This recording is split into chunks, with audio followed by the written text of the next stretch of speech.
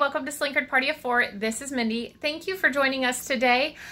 We are getting ready to make a baked Mostaccioli. I have got some neighbors that are a little bit under the weather, and we just want to give them a meal and make them feel a little bit better. So I'm going to get ready to get this all together. So come on, let's get started.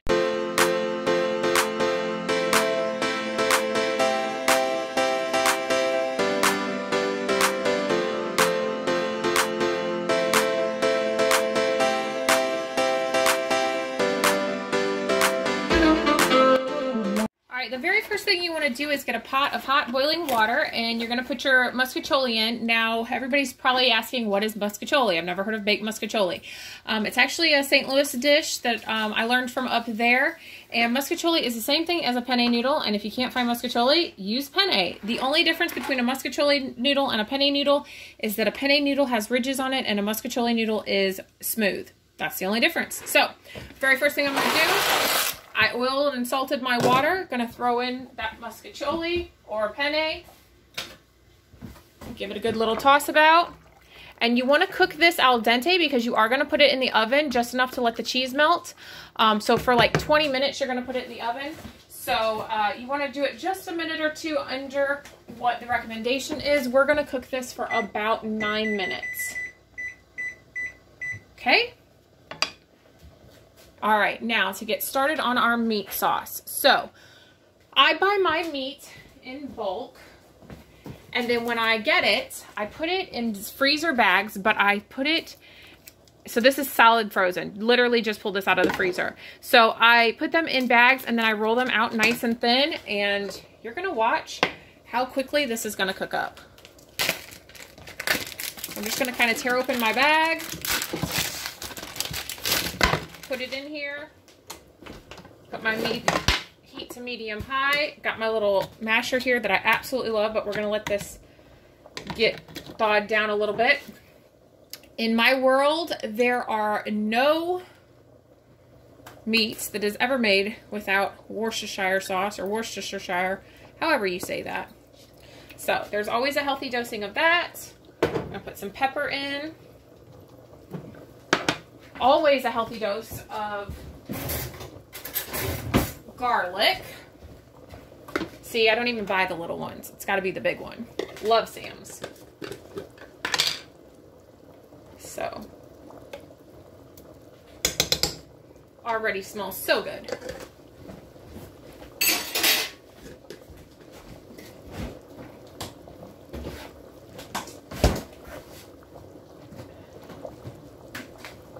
Alright, then I'm going to put in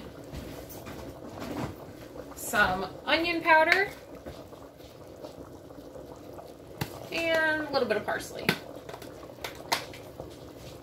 You just want some good base flavoring to go with your sauce.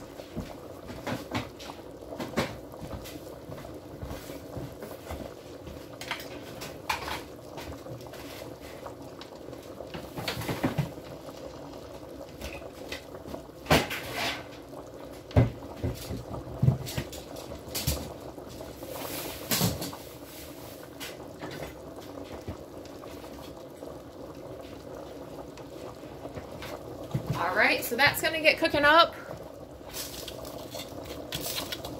and thawed out. We're going to give our noodles a spin in the bowl. Alright, and then while this is cooking up, we're going to go ahead and slice our Velveeta cheese. Okay, so next we're going to go ahead and chop up our Velveeta. And I get the little block, and then even then I'm probably going to only use half of this. So let's just go ahead and cut it in half.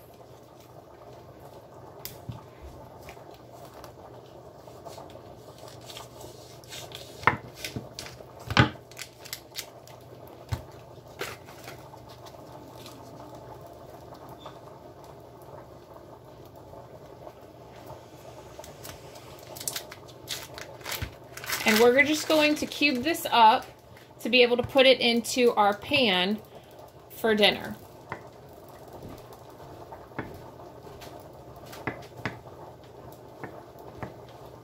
So we're just gonna kind of cube it up like this.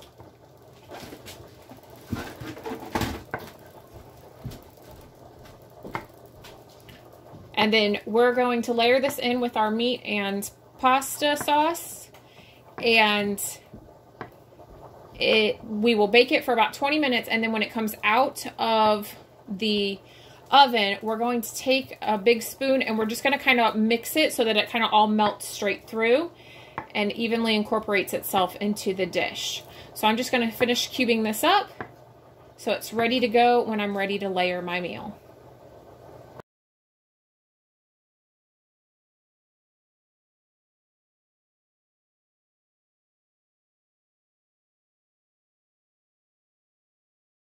Alright, so we are back to our meat. Literally all I've done is cut up the cheese, and my meat is already almost completely thawed out and cooking nicely.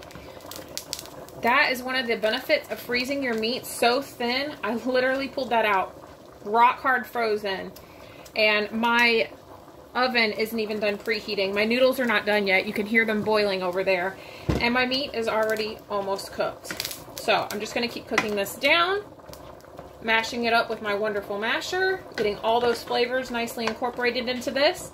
And then as soon as this is done, I don't have to drain this off because this is 93.7 ground beef, so there's really not much fat to drain off of it, and we don't want this dry, so we're going to leave what little fat is left in it. And then we're going to add our sauce of whatever kind you like straight to this.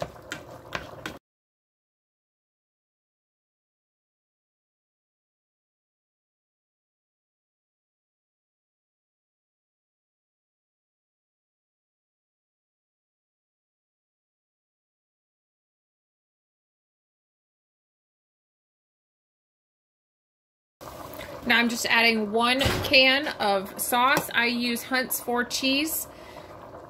Gives it a nice flavor. I'm just going to mix all of that in together.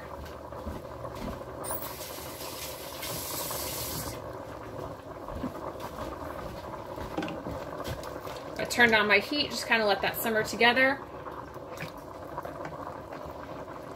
And I'm going to drain my noodles and we'll get started putting together the pan. So we have our pan here. I've put in half the box of noodles. Now I'm going to put in half of our meat sauce. And this was just 1 pound of ground beef with your seasonings of choice. Like I did garlic, I did onion powder, parsley, Worcestershire sauce, and pepper.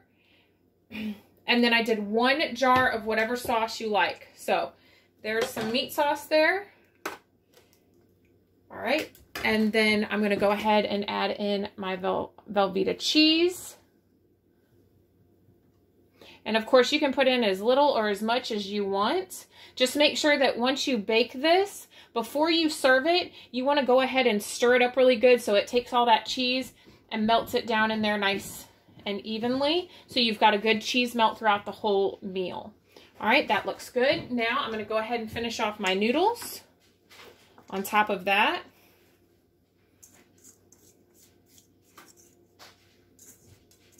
Okay, just kind of flail it out.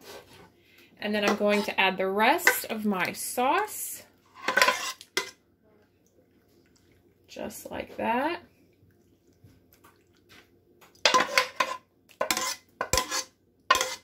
Get all that good flavor in there. And I'm going to top off with the rest of my Velveeta cheese. And this is fully baked, fully ready to go. I mean, fully cooked. You could the cheese underneath is already starting to actually melt. So it does not take long in the oven at all. If you wanted to skip that step, you really could if you were short on time. But it does give it just a little bit better of a flavor, and it lets that cheese melt in really nice and good. All right. Now, one of the most important things to not forget, before you bake it, cover it in foil. I cannot stress how important this part is. If you do not cover it, you will have crunchy noodles. Nobody likes crunchy noodles. Cover it. Use the foil. Cover it. All right, I'm gonna put this in the oven. I've got my oven preheated at 350 degrees, and I'm only gonna throw it in for about 20 minutes, and then when it comes out, I'm gonna mix it together. I'll show you the final product, and then I'm gonna take dinner over to the neighbors. All right, so my Mostaccioli has been in the oven. I took it out just a couple minutes shy because we got to get running to church. But as you can see, it's perfectly melted, ready to go. All I'm going to do is kind of mix this all together so that the cheese is evenly distributed into it and nice and melted through. And I love this meal because it's good, it's hearty, it fills a lot of people up, and it's cheap to make, and it's so simple, and it's just one of those comfort foods that makes you feel good. And it tastes delicious and amazing. I've always gotten great reviews on it. Everybody always enjoys it and likes it. So I hope that you get an opportunity to try this. If you do, definitely drop me a comment down below. I would love to know what you thought about it, and tell me if this is going to become a staple in your family. It is probably one of my favorite meals. It just makes me think of my childhood and growing up with Grandma, cooking dinners occasionally for us, and it just really is one of those things that just brings back good memories. So let me know if you try it out, comment down below, and let me know what you think about it. I hope you've enjoyed this, and I'm going to get this over to the neighbors. Thanks so much. Bye.